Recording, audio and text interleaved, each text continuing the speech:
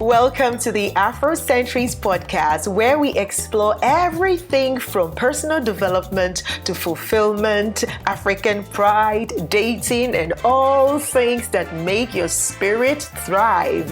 The AFROCENTRIST Podcast is not just for Afrocentric people, but for everybody.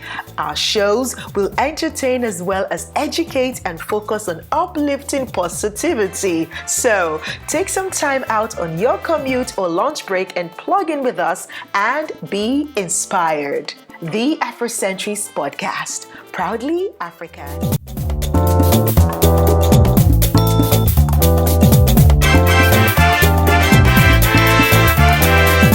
Hi and welcome to this episode of the AFROCENTRIST Podcast. My name is Ejiro Osakede and I am the energetic EJ you already know. But if you don't know, maybe this is the first time you're watching this YouTube channel, the AFROCENTRIST Podcast, I say welcome to our world, okay? The AFROCENTRIST Podcast is a podcast where we share everything from personal development to life and everything that makes your spirit thrive. And so you're welcome. And this particular segment on the AFROCENTRIST Podcast is The Woman, Her Story, and Her Impact, where I get to talk to women from across the globe, asking them about their story, telling us the process of which they took from where they started to where they are today and the impacts that they are making in their world, whether it's big or small. The impact is impact, and it's so important that we begin to share this story so that the world can see that in Africa we are truly gorgeous. And so today on the show I have with me Sandile, all the way from Zimbabwe, and we're going to be looking into her story and how she's currently impacting her world. But before we go into that discussion, this is a message for you. Hi there! Do you fit into any of these categories? Are you a stay-at-home mom with a lovely voice, sweet to tell bedtime stories? Or are you a coach with clients who love to listen to your voice? Or are you a young creative looking to explore the world of audio? That can be starting your podcast or lending your voice to SMEs for their business ads. Or are you great at interpreting and telling stories with the ability to captivate your audience? Then this audio bootcamp is just what you need to give expression to your voice. Do you know that you can earn extra income by applying your voice in these different areas? Not sure how? Let me show you how. Sign up for the Audio Bootcamp course today and join a community of like-minded creatives like yourself using their voices for impact and income generation. Click the Learn More button now to sign up. All right, welcome back. And I'm here with my guests looking all lush and beautiful. You know, she is beauty. She's dripping glory. Thank you, EJ. Say the same about you. Thank you. Always looking gorgeous, as always. How are you doing, Sandile? I'm doing good. How are you? I'm good. It's good to have you here. It's good to be here. I know. So, let me just chip this in because I think I should just do it because one event that you attend intentionally can change a lot of things for you. And I really believe that the African Women's Summit did that for me because in that summit, I got to meet amazing women from across the globe. And actually, I feel like they inspired this particular segment on this show. Because by the time I ended up speaking to a lot of women after that event, I felt no, their stories were just so inspiring. And I felt the world needs to hear it. I mean, they've been sharing their stories, or they could have been sharing it, but it's not enough. So I want to add my own portion of that story to the lot of story that is out there. And that was where I met Sandile, who was one of the panelists at this event. And I loved how she was talking about empowering women and how passionate she was about that. So we're going to get to that. But before that, we need to hear her story, and then we'll get to how she's currently impacting her world. So Sandile, one more time, welcome. Thank you. So I'm going to ask you, tell us about you, your upbringing, your childhood, and then we'll take it from there. Awesome. So as EJ mentioned, I come from Zimbabwe. My hometown is the city of Kings and Queens, Bulawayo. Where the Ndebele tribe is the dominant tribe. Very proud of my background and my heritage. Love it. Thank you. But when I was really young, my parents were looking for much better opportunities. And so we moved to Harare, which is the capital city. And that was where the predominant part of my childhood was. It was fine. Okay, but the story of Zimbabwe, we had hyperinflation. We lived comfortably for a bit, but then things got really bad in the country. And at some point, one of my parents lost their jobs, and we were living on one income. So we had to make a change. But life in Zimbabwe was great. If I could go back home, I would. If you could? If I could. But you can't? It's not the best place. Now? Yeah. For now, okay. Yeah, but my parents worked really hard. I went to the best schools in Zimbabwe. I can attest to them. I went to the Heritage School, Arundel. My parents took so much pride in, giving us the best education. Because they knew that would open a lot of doors for us. Absolutely. Yeah, and even at a very young age, I was very active. I was in the choir. I was in public speaking. I was playing guitar. I was playing basketball. I was playing netball. I was playing hockey. I was just all over the place. Whoa. How many of these things do you still do now? Well, not too much, but I'm very active in other ways. Okay. So it built my character, which is really amazing. And I remember in grade 3, I actually got an award for individuality and character. And I remember my mom being so happy. And I didn't understand. I was 8. And she was like, Sandy, this award just goes to show that I have done a great job. Aww. Because Mama, we love you. Mama, we love you. It's like, this defines the fact that you're your own person and I've done my part. That's great. That's a great feedback, even from a mom at the age of 8. At the age of 8, yeah. Awesome. Yeah, and from then I was getting awards, academic awards. I wasn't a sporty person, so I don't really get there. But public speaking, debate, that was my domain. And from that age, I always aimed to do everything to the very best of my ability. I wanted to be the best. I wanted to shine. And I wanted to encourage other people along the way. To do the same. Especially ladies. Yeah, especially girls like you. Yeah, and around that time in Zimbabwe is a very conservative society, especially for women. And I was very inquisitive when I was young. I used to question everything. Like, why should women sit on the floor and men should sit on the chair? That was a thing in Zimbabwe? Yeah, why are all the women in the kitchen and all the men having fun? I was very inquisitive. And when you asked those questions while you were growing up, did you get answers or did you get shut down? It's just like, that's the way things are. That's our culture, So it was getting ingrained into that culture of, this is your place as a woman and this is a man's place. And I remember another discussion that alarmed me when I was a kid was when we were talking as kids and we were like, the dad's always the one that makes the most money. And I was thinking, well, I'm going to be a mommy one day. I want to make a lot of money, even more money than daddy. Why should I be, where's my life already defined for me? So at a very young age already, I was just like, question mark. But yeah, I was really young then. I was 13 when we moved to Joburg in South Africa. And South Africa was a different place altogether. Wow. Because they were very vocal. So I'd come out of that conservative. And now people were like, no, women should not be treated this way. It was all coming out. And that is when I know feminist has a very derogative meaning. It has a controversial outlook to it. Yeah. But at that time, it was still regarded as something. Because for me, feminism is just equal opportunities, politically, socially. All around, equal opportunities. Exactly. We're all humans. There's no men should have this and women should have that. Exactly. That is the... basic for you, yeah? Let's look at it that way. Please, don't attack me. So that was when I became a feminist.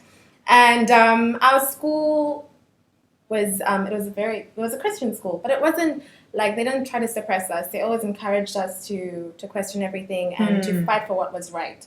So my character was developed there at Christchurch College. And the impact that I started doing really was to speak. That was my superpower. So it was more like you were standing up for the other girls. Because you had questions, you had a voice, you recognized your voice so early, and you started to speak. Exactly. So every time I entered a public speaking competition or wrote an essay, that was my topic. I wanted to spread awareness. I wanted to give a counter argument for why certain things were the way things were and why it can't be better. So everyone knew me as a feminist at school. Maybe I was intimidating, maybe I was scary, but I took a lot of pride in it. And yeah, those 3 years in South Africa really helped me find my purpose. I then joined this Gibbs education thing. I was chosen in grade 11. And they really went out of their way to say, you don't need to wait until tomorrow. You can start now to make a difference. And so that was really nice. And like I said, my mom and dad, even up to that point, were always encouraging me. Supporting me and everything. So I was really fortunate in that sense that my parents were very active in that role. All the way through high school, I was still all over the place. That was my life. School, sports, activities, everywhere, all over. At what point did you begin to bring it closer? Or would you say you still have a lot going on right now and you still have multiple expressions as it were? Or have you been able to pull them together to have one center? All right. So I think I've been able to do it in my capacity, I'd like to say that in life, my philosophy is to be inspired by others and to inspire other people. I always say it starts with me. So in my own capacity, I have done everything I can to be a leading example for young girls like myself. I pride myself in the way that I work hard and grab opportunities, and I want people to look at me and follow. Be inspired to grab opportunities and to take the lead, right? And to take the lead, yeah. Don't be intimidated. No, not to be intimidated at all. So when I came here, that is when I could start making an impact. So yeah, after living in Joburg, we then moved to the UAE. I did not like the UAE at first.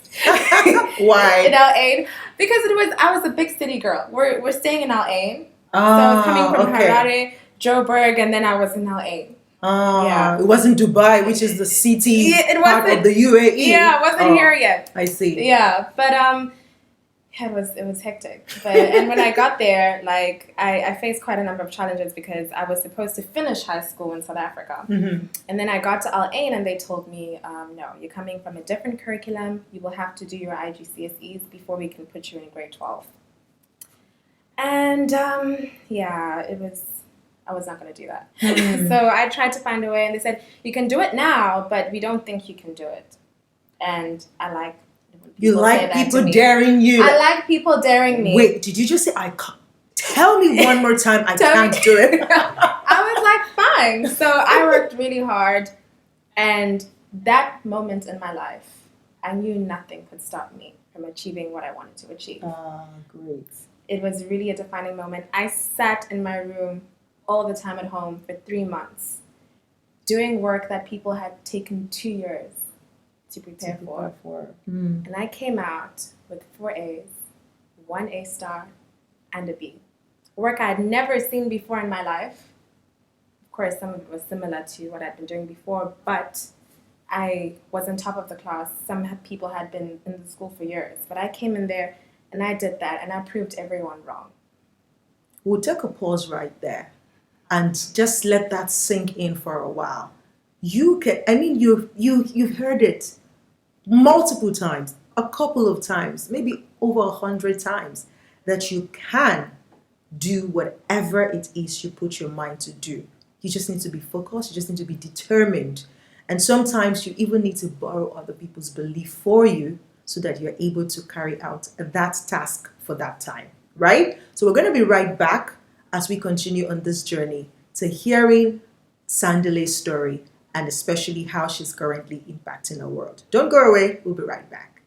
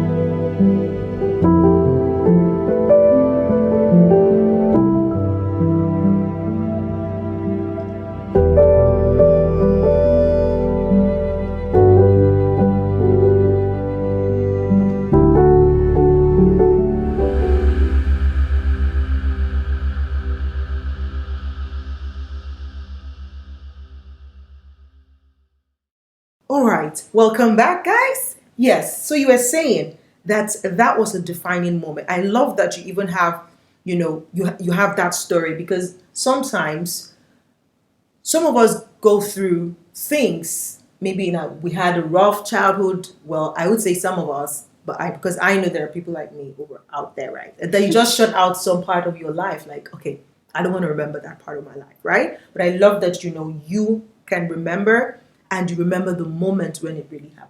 So now you took this exam, and when everybody said it's not possible, you can't do it, you proved them wrong. Like, hey, I got this, and she did it, and then you got into school in the UAE. I got into school in the UAE, and at first my parents were like, it was really expensive, and they were like, maybe you should just go back to South Africa. And I just remembered this one teacher in high school that said, no one here will go study overseas. Everyone just ends up staying here. And I remember... That was while you were in South Africa? Yeah, she said that to us, and my dreams were big. I was a dreamer. I was always reading. I was always inquisitive, and I knew there was something else out there. And I knew that if I went back to South Africa, I wouldn't be able to get to where I wanted to be. So I let my parents talk. I did my own research. They had no idea. And I found out about foundation, where I could actually go to university right away. I was 17. So I sounded crazy when I said to my parents, Mom, I'm not going to do A-levels. I'm just going to go to university. And they were like, sis. How? What's going on? What do you think this is? So I let them talk. So my results came out. And, I was so happy that I worked so hard because I was then given a scholarship at Curtin University. And that university changed my life. So there I was. I had no idea what was coming. And when I told my parents I got the scholarship, then I had their interest. I got into Curtin University, but of course it didn't come with any challenges. It was still quite pricey even after the scholarship that I got. I got a 50% scholarship. So in the first year my mom tried. She stretched. I had accommodation, I had groceries and everything. But at some point she was like, I can't do this anymore. Maybe you should take a gap year. Maybe if you can find another way, then take it. So then I went back home to Al Ain, and I was traveling from Al Ain to Dubai every day. Wow. And my studies were not coming together. Oof. I just knew that it was not sustainable, and there was also that threat of dropping out of university. But fortunately, I had a very supportive system at the university. They were not just interested in making the numbers and whatever. They actually looked at our interested hard, and if you could prove to them that you worked hard, they would do anything out of their way to help you. So I was offered a job at my university at first. And I moved myself back to Dubai.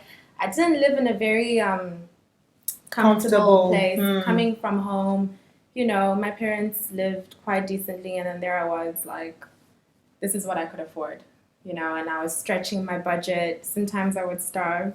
I wouldn't tell my parents because I didn't want to. You just don't want to bother them. Yeah, I didn't want to bother them at all. So I suffered alone. My laptop stopped working along the way.